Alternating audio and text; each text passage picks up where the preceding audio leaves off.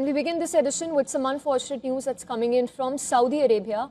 Many Indian pilgrims are feared dead in a bus crash that happened in Saudi Arabia. The accident took place while the bus was moving to Medina from Mecca.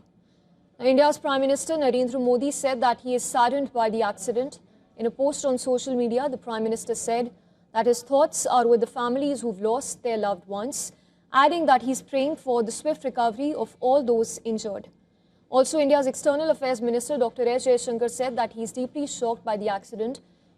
In a post on social media, he said that the embassy in Riyadh and the consulate in Jeddah were extending fullest support to all the affected families.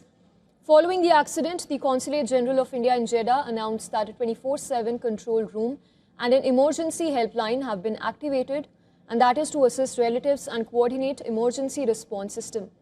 Additionally, officials said that they are in touch with Saudi authorities for updates on casualties, injured passengers and hospitalization details as well.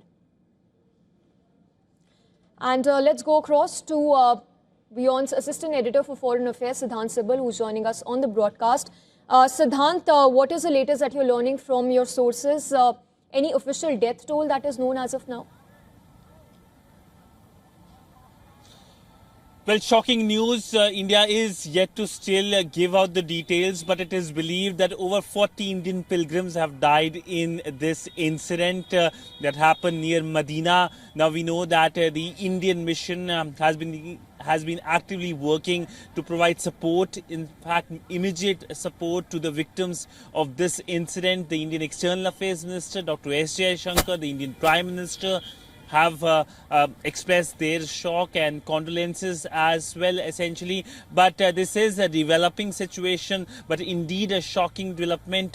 We know that many are believed from south of India, and now the focus is also to get more details about them. The Indian mission in Riyadh and the Consulate General in Jeddah both have issued a helpline number and also established a control room to immediately give information regarding this shocking development. All right, Siddhant, thank you for giving us all those details. We will keep coming back to you for more updates.